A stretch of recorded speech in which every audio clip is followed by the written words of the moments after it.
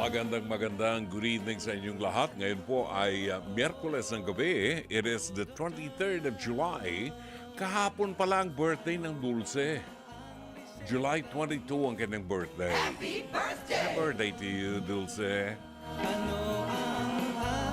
Gandang gabi yun. Ako, kumusta ang inyong maghapon ngayon na tila baga hindi na magpapakita ang haring araw. Napilitan tayo mag-jacket kasi talagang maginaw, di ba? Sabi nga nung isang spokesperson ng dating Pangulo, ay, napakaginaw dito. Sa lugar na ito, talagang napakaginaw. Pero tamang-tama lang ang ginaw, parang Baguio. Ayun, pero napakaginaw. Saan nga niya nilipat yung bulkang Mayon? Sa Naga ba yun? Anyway, kumusta raw ang Barangay Wawa? Ang sabi ng aking producer na si Jake Bacod, ang Barangay Wawa. Aba, balita ko dun sa aming barangay captain ay namimigay sila sa mga nasalanta, hindi lang nasalanta, mga naapektuhan, mga nagbakwet, nag-evacuate sa mga evacuation centers. Nabigay sila ng mga pagkain at supplies. Mabuti naman, maraming salamat. Doon sa amin, yung harap ng bahay ko talaga hanggang ngayon, nandun. Kaninang umaga, Jake, mabuti yung mga apo ko, tsaka yung aking anak na lalaki, naisipan na bumili ng sandbag. Kasi lahat ng basura sa kalsada, pagdaan ng truck, pinapadpad po, inaagos ng pumapasok sa garahe ko. Di lahat ng basura na sa garahe ko. So, bumili ng sandbag ang mga bata at inilagay dun sa aming gate para maiwasan yung pagpasok ng mga basura. And ito po, isang magandang paalaala yung aking mga apo, very cautious about this. Bumili kami ng mga mga rain boots, no? Kasi kailangan po yan, huwag po tayo as much as possible maglublob sa tubig baha dahil hindi po ninyo alam na baka yung tubig na yun contaminated ng ihi ng daga, ay patay tayo dyan. Maaring magkaroon po tayo ng leptospirosis. At ang unang mga signs niyan ay yung pananakit ng katawan at mataas na lagnat. Yan ang mga signs. Sinasabi yun ng mga doktor, kung kayo lulubog sa baha, may sugat o wala, uminom kayo ng gamot para maprotektahan kayo. Lalo na kung may sugat o may galos, may gasgas ang inyong balat na expose sa tubig baha. So iwasan po natin, iwasan natin. Lalo na yung mga anak natin. Kinukwento ko sa inyo kahapon, mayroong mga bata na mga toddlers na mga nagsuswimming sa baha dun sa harap ng bahay ko. Diyos ko, ano ba yan? Andyan yung mga dumi ng pusa, dumi ng daga, dumi ng aso, tapos siya kayo magsuswimming. Ano ba yan? Asa kaya mga magulang nito? Ay, nako, teka muna. Bago tayo tumuloy, ito ay update po sa mga walang pasok. Sinuspindi po ang klase sa lahat ng antas at pasok sa mga government offices sa mga sumusunod na lugar sa bansa bukas araw ng Huwebes, 24 ng buwan ng Hulyo, dahil po sa masamang panahong dulot ng mga bagyong Dante at bagyong Emong at Habagat. Ayon po ito sa DILG. Wala hong pasok in all levels, no?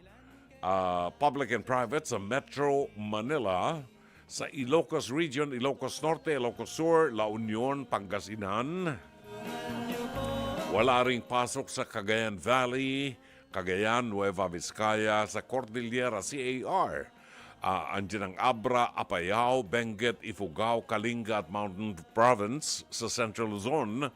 Wala hong pasok sa Bataan, Bulacan, Nueva Ecija, Pampanga, Tarlac, Zambales at sa Calabarzon sa Cavite, Quezon, Batangas, Laguna, Rizal. at ang Mimaropa, Marinduque, Occidental Mindoro, Oriental Mindoro, Palawan at Romblon. Sa Bicol Region naman, Albay, Camarines Sur, Catanduanes, Sorsogon, Masbate at sa Western Visayas, Antique at Iloilo. Meron pa ba?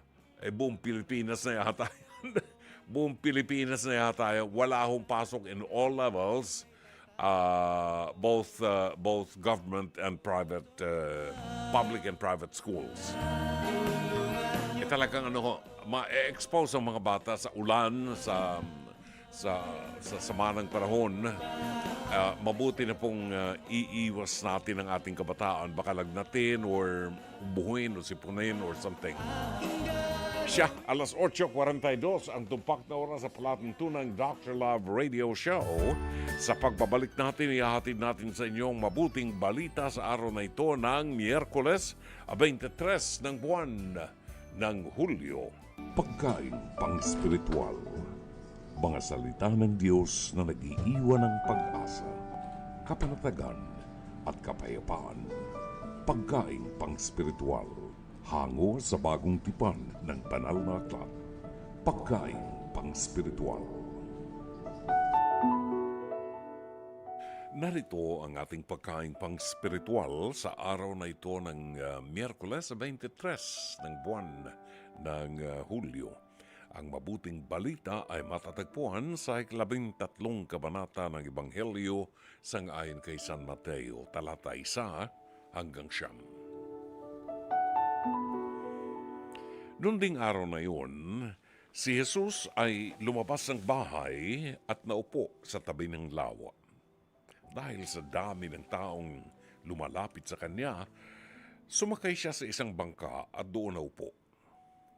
Tumayo naman sa dalampasigan ang mga tao at sila'y tinuruan niya ng maraming bagay sa pamagitan ng mga talinghaga. Ganito ang sinabi niya. May isang magsasakang lumabas upang maghasik. Sa kanyang paghahasik ay may mga binhing nalaglag sa tabi ng daan. Dumating ang mga ibon at tinuka ang mga iyon. May mga binhi namang nalaglag sa mabatong lupa. Dahil manipis ang lupa doon, sumibol agad ang mga binhi. Ngunit natuyo agad ang mga ito nang mabilad sa matinding init at araw. Palibhasa'y mababaw ang ugat. May mga binhi namang nalaglag sa may matitinik na halaman.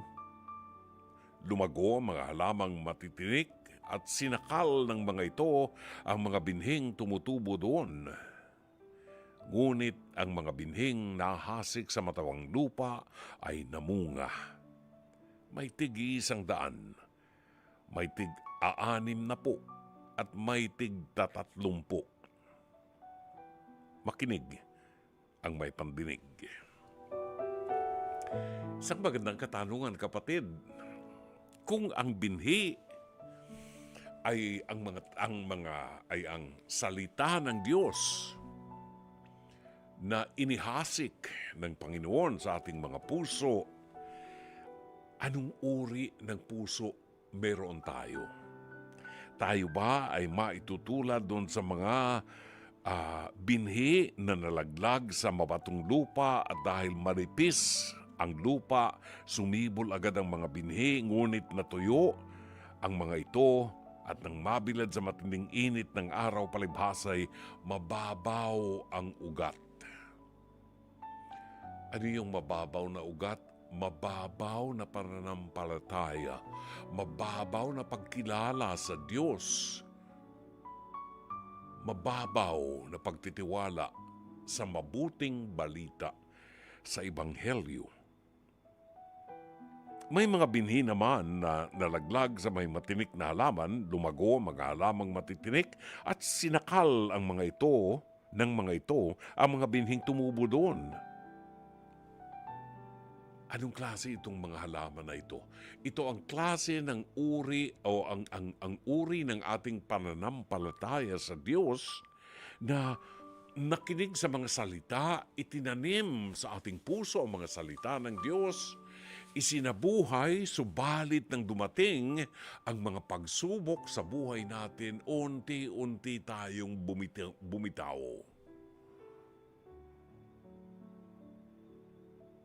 Masyado tayong nalunod sa dami ng mga pagsubok ng buhay. Ngunit may mga binhing nahasik sa matabang lupa at namunga. May tig-100, may tig-60, may tig-30. Ito yung mga puso na tumanggap sa salita ng Diyos, kinilala ang Diyos, nagtiwala sa Diyos at isinabuhay ang mga salita. Kaya namunga sa kanilang buhay, tumanggap sila ng mga biyaya. Kapatid, alin sa mga lupa na nahasikan ng Panginoon ang buhay mo at ang iyong puso? Ito ay isang magandang katanungan at hamon para sa atin. Ito ang mabuting balita ng Panginoon. Pagkain pang-spiritual. Mga salita ng Diyos na nag-iiwan ng pag-asa, kapanatagan at kapayapaan. Pagkain pang-spiritual. Hango sa bagong tipan ng banal na aklat. Pagkain pang-spiritual. Salamat po, 9 minuto bago po mag-alas 9 ng gabi sa palatuntunang Dr. Love Radio Show. Kasama niyo po si Brother June Banaag hanggang alas 10. Dito tayo sa bahagi ng ating programang ito na kung saan makakapulot tayo muli ng aral sa buhay. Ito po ang Pest to Pest, Hirit ni Dr. Love. Hango po ito sa programang Face to Face, Harapan, na sumasa inyo mula Lunes hanggang Biyernes alas 11 hanggang alas 12 ng tanghali sa TV5 sa panguna ng batikang broadcast journalist na si Corina Sanchez Rojas. Siyempre, hindi ho pa iiwan dyan ang harapang tagapayo na sina Attorney Lorna Capunan, Dr. Camille Garcia, at ang inyong lingkod, Brother June Banaag, ang Dr. Love ng 105.9 True FM at True Television. Kung nais po ninyo magkomento o magbigay ng inyong opinion, padala lamang po ninyo ang inyong mensahe sa ating live stream o sa messenger ng Dr. Love Facebook page. Narito ang ating fresh na episode, pinamagatang Tapunan Now, Bardagulan Later. Narito. Ito na! Siya raw ang madalas tapunan ng basura ng kanyang kapitbahay. Hindi na raw niya matiis, lalo na kapag ang basura galing mismo sa dati pa naman niyang kumare. Tere, humarap ka na. Talaga ba basura ang pinag-aawayan, Nanay Tere? Basura talaga? Opo. Kasi Bakit? nagtatapon po dun sa harapan ng bahay ko. Tapos marami na po mga basura dun. Dinadagdagan pa. Okay. Opo. Hindi ba sa barangay, pinag-usapan na natin ito, nagkaroon na tayo ng ganitong kaso dati. Dapat naglalagay ang barangay ng malalaking basurahan sa bawat barangay. Opo. Hindi ba may tapunan? Wala ba kayong tapunan doon? Meron pong mga tapunan. Kaso nga po, doon po sa bahay namin o sa labas mismo sa pintuan namin, tinatapon yung mga basura. Bakit? Kaya nga po siguro may lihim siyang galit. O bakit? Kasi nagkaanuhan po kami sa cash out, cash in, ganyan. Ang ano yun, meron daw siyang perang ipinadala yung anak niya. Ang sabi ko sa kanya, bakit kayo mo lang sinabi na may padala, 4 na araw na? Madalas naman siya sa akin nagpapa-cash out. Tapos sabi ko sa kanya, sabi ko sa kanya, antay mo ako mag-isip. Kasi nagpa-cash out ka na rin. Pinipilit niya ako. Tapos medyo, yun talaga nag-away kami nun talaga sa pintuan. Parang iniskandalo niya ako kasi malakas ang boses niya. Sinabi niya na, hindi ko raw binibigay. Sabi ko, hindi. Antayin mo kung mag-isip. Kasi nga, nagpapa-cash out ka sa akin, madalas ka sa akin magpa-cash out. Kaya antayin mo lang ako mag-isip kung na-cash out mo na to. O ano nangyari? Ba't siya nagalit sa'yo? Nagalit po kasi, sabi niya, nagpa-cash out daw siya, mayroon daw pinadala. Sabi ko, paano ka may pinadala? Wala naman. Ilang araw na daw dahil kasi ba't di ka kaagad pumunta rito? Lapit-lapit mo, magkatabi lang tayo. Kaysa wala daw siyang cellphone, sinanla daw. Sabi ko, hindi ko nakasalanan yun. Tapos nalaman ko ba, maya-maya may pupunta dito sa amin. Oy, ano daw, sinabi ko na antayin ako mag-isip. Sabi ko, bakit paulit-ulit Gano'n ka ba naman? katagal mag-isip? Hindi kasi nga, nagpa-cash out na po siya sa akin. Oo. Kaya sasabi ko sa kanya yun ang katwiran ko. Yun ang inyong pinag-aawayan. Opo, yun po ang cash una. in, cash out na Opo. e-wallet. Opo. Okay, kaya nagtatapon siya ng basura sa harap ng bahay mo para Ayun makaganti. siguro, opo. Pero sa pera, kwentas klaras na kayo. Okay na po. Okay na. Sa ngayon, sagutan kayo, magkagalit. Dahil Masama dyan. kasi ni-skandalo niya ako yung talagang ni-skandalo niya ako sa bahay yung Ano ang sagutan. skandalo? Ano nangyari? Napakalakas ng boses niya. Tapos mga cash out, hindi siya makamove on din. Binabalita niya na kesyo ako daw, wag na daw magpa-cash out sa akin. Ganun. Kaya, opo. Pero nakuha naman niya yung pera. Ayun naman pala. Kaya nga po. Pero yan ang iyong panig. O eto na. Siya naman ang inirereklamo at sinasabing guilty sa pagtatapon ng basura sa harap ng bahay ni Nanay Tere. Malen, humarap ka na.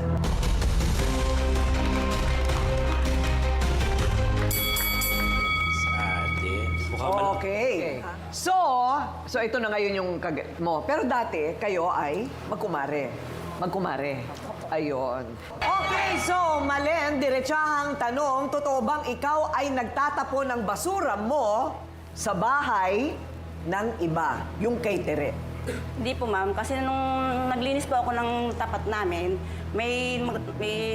tapos po ako maglinis, itatapon ko na po sana yung basura. Eh, nagkataon naman, padaan na po ako doon sa iskinita kung saan po yung sinasabi niyang basura. May nakita na po talaga ako doon basura. Eh di syempre ko muna na may basura, kumbaga, nainano Hindi ko ka pa. dapat magtatapon doon. Siyempre, malay ko ba kung sino nagtapon Kahit doon, di ba? naharapan ko yun. Ako naman ginawa ko, pinatano ko. Tapos yun, nung time na yun, galit na galit siya. Pero willing naman po ako, ma'am, na kunin yung basura ko na yun para itapon doon sa ano. Ang problema lang, ma'am, ang gusto niya mangyari, hindi lang yung basura ko kukunin ko, kundi pati basura ng iba, kukunin ko at itapon ko. Kung di ko rin tatapon, kukunin to niya isa-isa, itatapon ko Natural sa lang, bayan. huli ka Tama na. po ba yung gagawin Kung niya? hindi ka nahuli, hindi ako magsasalita ng ganun. Matagal na ako nagsasalita. Na huwag magtatapon doon sa harapan ko. Isang beses lang po ako nagtapon, ma'am. Hindi po marami. Isang beses Isang lang? beses lang po talaga, ma'am. Ayun. Pero galit na galit siya. Kaya ganito ganyan. Sinabihan ko naman po siya na, alam kong pagkakamali ko na nailagay ko doon na ipatong ko pa doon yung basura Madalas ko. po kasi, Isang madalas beses po lang kasing po lagi yung may ginawa basura, ko. natural. Kaso siya, Sabi ko, daldal siya ng kung sino daldal. mahuli ko talaga na magtatapon ng basura. Kasi panay ako bunganga lang doon. Hindi sana nagpakabit ka ng CCTV para makita mo kung sino yung iba nagtatapon. Bakit? Hindi yung sa akin yung totoo lang nagtatapon. Hindi pwedeng ganon, di ba, ma'am? Pera ba tayo para Hindi may pwedeng CCTV? ganon. Ano, basura na iba, gusto mo kukunin ko rin? Yan ang mali sa'yo, eh. Kasi bumangera ka. Kaya wala kami iniisip ko na magkakataon na kung di magbubunga sa mga tao. Eh, bakit yung sinasabi mong cash out ko? Ikaw naman talaga eh. Ang reference, lahat tinanong mo sa akin. Ang reference, sabi ko sa kanya, ma'am, ganito. Nahuli ka na. Ikaw dapat magtatapon ng pera. Webes, Mali ka sa lahat ano na pambili ko may ng ginagawa gamot. ko. Para Kasi akong ng linggo, nalaman ko po yun. Para ako napunta sa farmers. Alam mo yung tawaran sa farmers? Oo, yung baling. O kaya yung sa sabong? Opo. O yung pustahan sa sabong? Parang gano'n, ano? Teka muna, Tere. Baka naman ikaw ang hindi makamove on. Hindi kaya? Ikaw yung may galit sa Hindi po kanya? kasi narinig ko may mga parinig, Parinig, ikaw nga dyan parinig sa akin. Nagpaparinig. Sus! Dapat wala nang Kaya parinig. marami Huwag niyo po ako sinisigawan, wala Ikaw akong wala kinalaman. ng reference. Bakit parang Kung wala nagdadamay na ako sa akong reference, Hingi ng reference eh. Kaya nga. Pero wala nang utang. Wala naman. Wala na. Opo, wala. Okay, yun lang tanong ko ha. Tama na. So wala nang utang. wag Yan ay galit nasa siya. nakaraan na. Opo. Magka-okay na rin naman kami. Gcash, o yung cash out, wala na yan. Wala na po. Okay, tapos na. Opo. Basura na lang ang pinag-uusapan natin dito. Sabi mo, isang beses ka lang nagtapon. Opo, ma'am. Bakit? Pero- Sa palagay mo ba, mas maraming beses pa siya nagtapon? Kasi marami na pong basura doon eh. Kasi wala kang CCTV. Dapat may CCTV ka. Yung CCTV nagsabi sa'yo, mali-mali rin. Yan ang hirap sa'yo. Ang pinapairan mo, hindi CCTV. Kumanga mo. Dapat hindi ko mo yan. Huwag kang ganyan. Sandali lang. Hindi ko nakakaya kasi busa-bahal yung basura ka Sandali rin. lang, naiiyak na si Doc Becky. Wala na kami naiintindihan sa pamilyang ito. Isa-isa lang. Para sa kanya, no. ang pagtatapon ng sariling basura sa bahay ng iba, kaya wag naman siya na mismo ang madedehado. Kaya kakampi ng nagrereklamo. Eto na, si Mameng, humarap ka na. Ay! Ikaw kasi, ayaw mo ka ang hiling ng pagkakataon mo sa kanan. Napaka-disposa mo. Walang patungkol sa kanan. Napaka-disposa mo.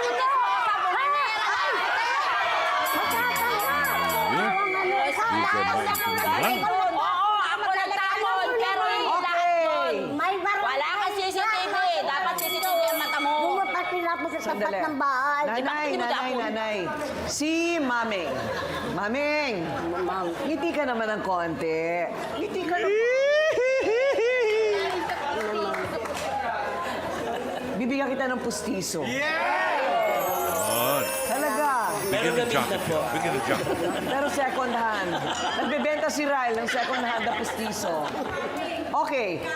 Aling Mameng, maraming beses mo ba siyang nakita na nagtatapon ng basura doon? Siya lang po lang nakikita kung nagtapon ng basura, walang iba. Siya lang nakikita Hindi ko mo? po alam. Isang beses na ako nagtapon, ako na nagtatapon Kaya nga, lagi. ikaw lang Yung isang beses, tsaka sa nakikita mo, magkaiba yun. Kahit Isipin mo, magalang salita. Klaruhin lang po natin ng konti. Wait lang. Aling Mami, kayo po yung nagtutulak na alam niyong siya'y nagtatapon. May pruweba po ba kayo? Nakita ko po siya. Paglabas ko, nauna siya, may dala siyang plastic bag na basura doon yan. O, ilan nilagay nakita sa mo? harap. Ilan nakita mo? Yung sa harap nito. Ilan nakita mo nga? Nakita ko na. Diba dalawa? Malalaman po natin ngayon kung mali po ba yung pagtatapon niya ng basura. Mali siya po. Meron po bang dapat na lugar sa inyo na pinagtatapunan May ng basura? truck dumarating. So hihintay niya po yung truck sa kanya lang po yan, no?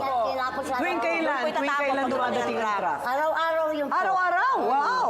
Oh. Nagchismis. So, mga ilang bahay ang pinag-uusapan natin? Mga ilang bahay kayo? Maraming Kasi basura kami. po nang nakakalat doon po. Kaya nga, mga ilang bahay. Marami po. Marami. Sementeryo kasi yung ano yun po. At lahat yon doon nagtatapon? Siya lang po yung nagtapon sa Siya harapan lang po nakita nakita namin. namin. Saan tinatapon? Marami pong doon nakatira, Sandali. ma'am. Saan nagtatapon yung iba? Lalabas Yan pa po, kasi. nilalagay na lang po sa harap ng lalabas bahay sa nila. harap? Harap sa bahay nila. Nag-aangkay sila ko. Tapong basura, may nagtatapong basura, binabayaran nila, ganun. At sa ating mesa ng ebidensya, Ryle, meron tayong litrato ng basura. So, eskinita. Opo. Ha? Eskinita talaga, oh. Ano ba ito? Ano to? Magkabilaan to? Yan po yung basura. Kasi may maliit Dalawang pong ano lang kanal po eh. ang May plastic maliit sa pong akin dyan, kanal ma'am. eh. Yun doon lang po ako sa unahan.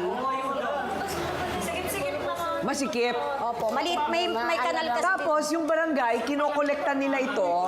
Sila'y naglalakad mismo dito. Hindi po, lalabas ka. Ilalabas mo, kailangan ilabas mo yan sa kalsada. Yung Nang anong araw? Ay, anong oras? Minsan, umaga naman po, mga alas 9, alas 10, ganun. Alas 9, alas 10. Kanya-kanya kayong dala. Opo, ganun. Ayun. So, ang nangyayari parang tinatamad lang yung iba. Opo, yan. Kaya nilalagay lahat sa'yo. Ayun. Alam po ba ninyo na bawat tao ay mayroong 0.40 kilograms o kalahating kilo ng basura araw-araw? Oh, tissue, mga delata, mga bote, mga plastic, araw-araw yan. So, Mga pampers. kailangan may sistema po talaga, nanay. Para hindi maging sanhi ng sakit at saka yung madumi ang inyong kapaligiran. At barangay ang pwedeng tumulong sa inyo dyan. Okay, so, si Mameng ang kakampi ni Tere. Eto naman, hindi raw makatarungan na si Malen lang ang pinupuntirya. Ang kanyang depensa, hindi naman ito basura ng iisang tao lang. Bebe, humarap ka na.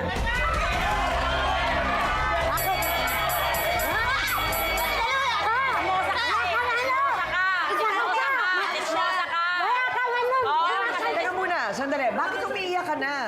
Nagagalit po ako dyan. Basura na yung mukha niya eh. Siya po ang mukhang basura. Talagang niya po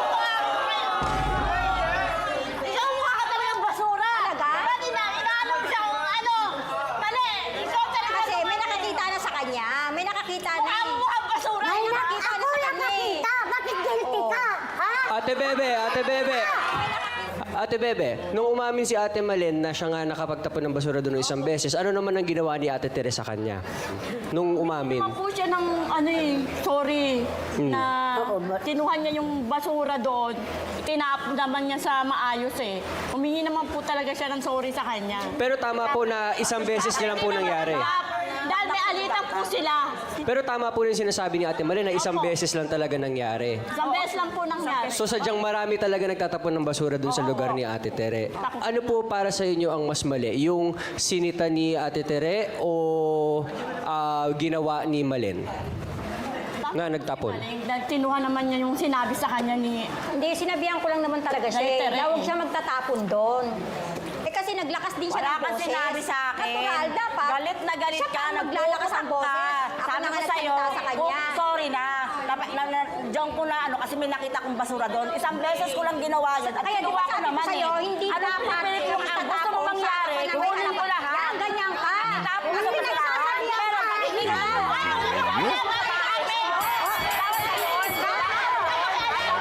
Sasakwan. Bungangera. Ito po ang tinatawag na rampa ng kagandahan. Ayan. Tumigil na kayo.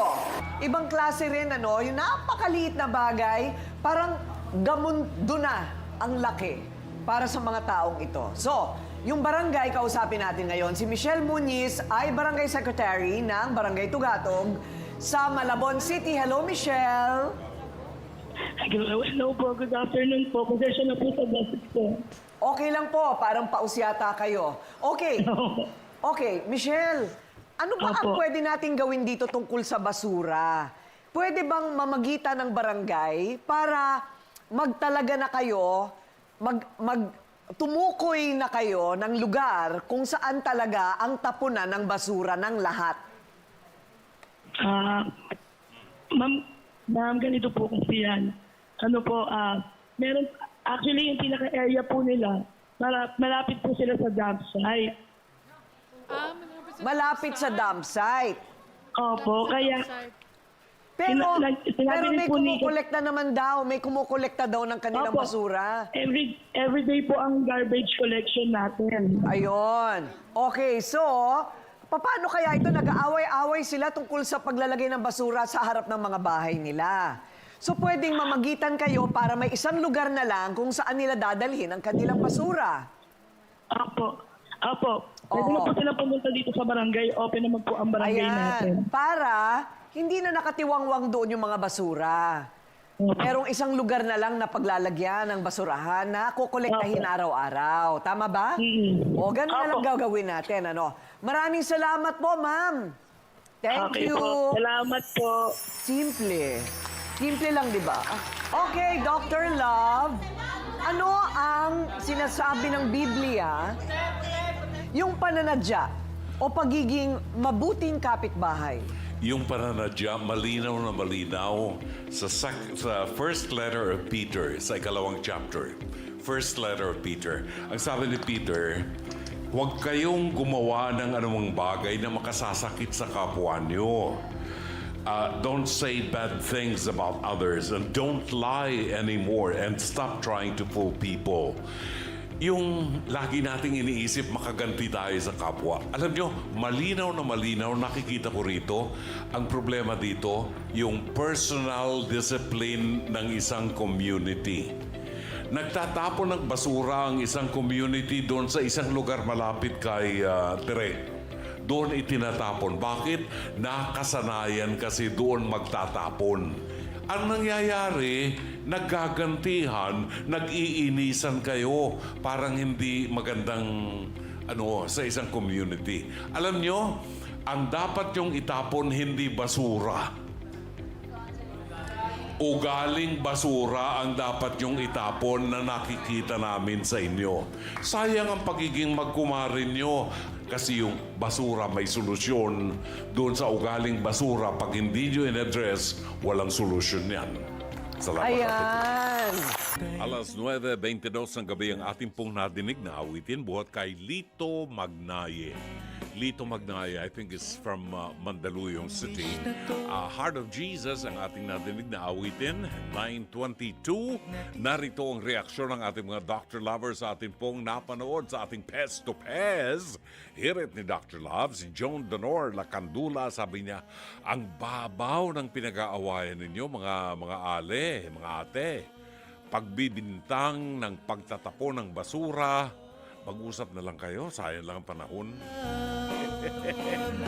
Di ba? Pag wala kayong magawa, pag walang magawa talaga, yung mga maliliit na bagay na pagtutuunan ng pansin. Ang dami nating magagawa mga bagay na importante at pagkakakitaan pa natin. Kapatid, Lori Feria Flores, grabe, buti pa kayo. Naririndi sa mga mahadera. Buti po, hindi kayo naririndi sa mga mahadera. Grabe, mga walang preno, mga palengkera, pwedeng pag-usapan ang bababaw ng mga problema. Kita niyo, pag nagsabayan, isipin niyo, paano magkakaunawaan, paano magkakaroon ng kapayapaan sa isang community kung nagsasabayan kayo ng pagsasalita. Ito yung pinag-uusapan natin, simbahan natin, synodality. Someone talks, the other one listens. Di ba? Yun yung communication. When someone talks, the other one listens. Kapag yung isa naman nakikinig at nagsalita, makikinig naman yung unang nagsalita para magkaintindi. Hindi pwedeng magsabayan po. Isadora Monteverde, mga salbahing kapitbahay. May kasabihan nga na tapat mo, linis mo. Mga walang, buwisit. Oo nga, di ba? Yung mga kaprasong basurang yan, iwasan nyo na yung basura nyo mapatapon sa harap ng bahay ng iba dahil hindi nyo gugustuhin na yung basura nila itapon sa inyo. Yung ayaw mong gawin sa'yo, huwag mong gagawin sa kapwa mo. Luigi Canistre Margin Tabugok. Dapat sa kanila ay may naglalagay ng bawal ang magtapon ng basura dito o lagyan ng basurahan para hindi po lalangawin ang kanilang barangay. Eto, ibig sabihin yan, yung barangay niyo tamad. Batugan ang inyong mga opisyal ng barangay. Problema sa basura ng isang maliit na barangay, lalaki ng ganyan, makakarating sa face-to-face. Mga latang, balding lata lang po pwede niyong gamitin. Ang problema kasi, ninanakaw din yung mga trash bins. Di ba? Dapat talaga disiplinahin at magturo tayo ng magandang asal. Magandang gabi at shout out tayo kay Lilian Panaligan Buen ng Parañaque City. Ito, bagong pangalan to, si Jessiel Colinares ng Las Piñas City. Pabati po kay Jeffrey Colinares. Birthday po niya. Happy birthday po sa inyo. Happy birthday! Ray Martires, malamig na evening, Brother June. Keep safe po sa lahat ng listeners at lagi po tayong magantabay sa mga balita sa True FM. Buhat kay Ray Martires.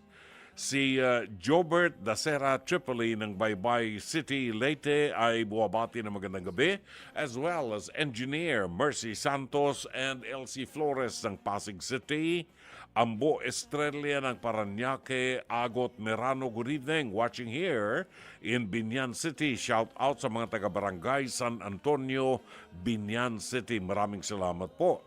Garcia Vincent ng Gloucestershire, United Kingdom, Luigi Canistre Margin Tabugok.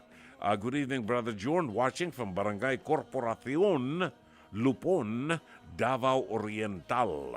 Watching po everyday. Maraming salamat po sa inyo.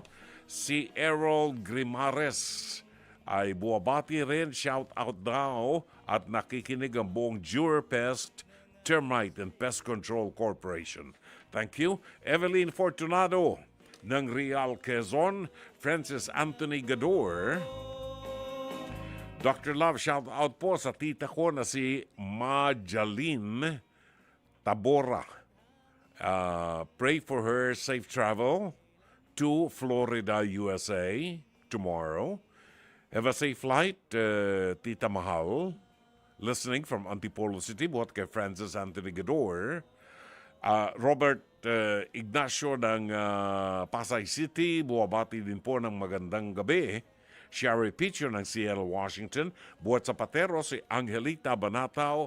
Andrea, ano mo to, kumbawa. Andrea, ano mo to, domo arigato. Gozaimasu. Good evening sa mga doctor lovers po and keep safe. Sana'y humupa na po ang ulan dyan sa Pilipinas. Samantalang sa Tokyo, Japan, ano ba, may snow pa ba doon? Alan Hungko, magandang gabi, and Lori Feria Flores ng Pasay City. Good evening and happy listening. Babalik po tayo ang ating tumpak na oras ganap ng alas 9:28 ng gabi. Alas 9:39 ng gabi. Hindi ko alam kung mabibigyan pa natin ng time para makapagkomento tayo dito sa ating babasahin, sa ating bahagi ng liham kasaysayan. Pero I'm sure may mapupulot po tayong aral, so basahin na lamang natin, no? Dapat bang putulin ang relasyon sa mga kamag-anak na hindi maganda ang pakikitungo sa iyo? Ito'y galing po sa post ng isang username na Jody Jude 86 mula sa Threads at ang wika niya, so, I blocked all my relatives on my mom's side, first cousins to be exact, or anak ng mga cousins ko. Matatanda na kasi mga auntie ko, so wala silang Facebook, or if meron man, anak na ang nagmamanage. Reason, since I was a kid, ramdam kong ayaw nila sa akin. Short backstory, I'm an only child. My late mother got married in her 40s. My dad was a tambay, while my mom was a teacher.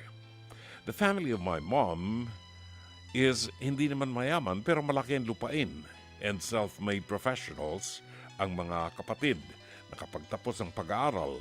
Pero majority, ayaw nila sa akin dahil what I want is what I get daw. During those times of my elementary to high school to college.